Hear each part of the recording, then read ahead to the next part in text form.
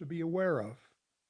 The most obvious difference is that the Lakota calendar is divided into 13 moons of 28 days, rather than the 12 months we are acquainted with in the Latin Gregorian calendar.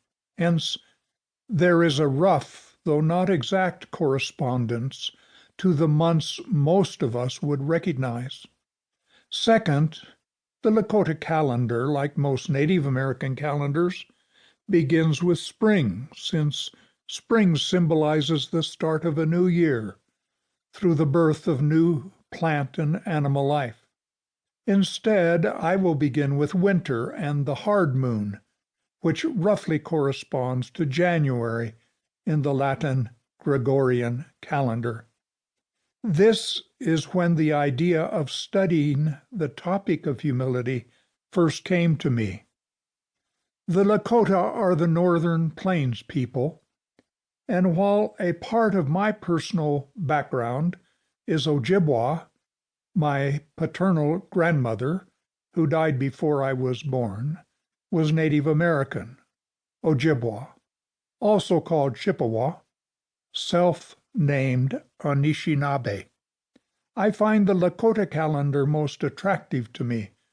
Perhaps learning more about the culture that gave rise to it will yield some interesting insights. The reverence in Native American cultures for creation contrasts with the contemporary culture that presumes it can engineer human society to achieve more and better.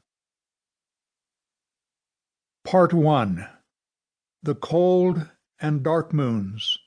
Winter in Lakota Wanietu. Chapter 1. The Hard Moon, January 1st through 28th. Take my yoke upon you and learn from me, for I am gentle and humble in heart, and you will find rest for your souls. Jesus. Matthew chapter 11, verse 29. Because Christ has thus humbled himself before God, and God was ever before him, he found it possible to humble himself before men too, and to be the servant of all. Andrew Murray. First week. An inherent contradiction. It is a beautiful cold morning, and the meteorologist says it is supposed to snow throughout the day. So I build a warm fire and decide I'm in for the day. By now it's mid-afternoon, and I know that Carolyn will be nervous about leaving the mail in the mailbox overnight. Mail theft is a real possibility in our rural area. If I collect the mail now, Carolyn will rest easier tonight. Our mailbox is half a mile down the road, and with this snow, fully 7 inches now, and well on its way to 10, maybe 12, driving will be difficult. Thus I decide to walk down and secure the mail. Besides, I am wondering if this little task just might be a small act of humility for me. I layer my clothes, take my trekking poles, and set out. The road is quite deserted of cars. Plow trucks have yet to come through. After collecting the mail, I decide to leave the road and make my way back home through the woods. This route is more difficult. The snow is wetter and deeper than I thought, and I'm wishing I had worn my snowshoes. The stillness of the woods allows me to meditate a bit on my humility project.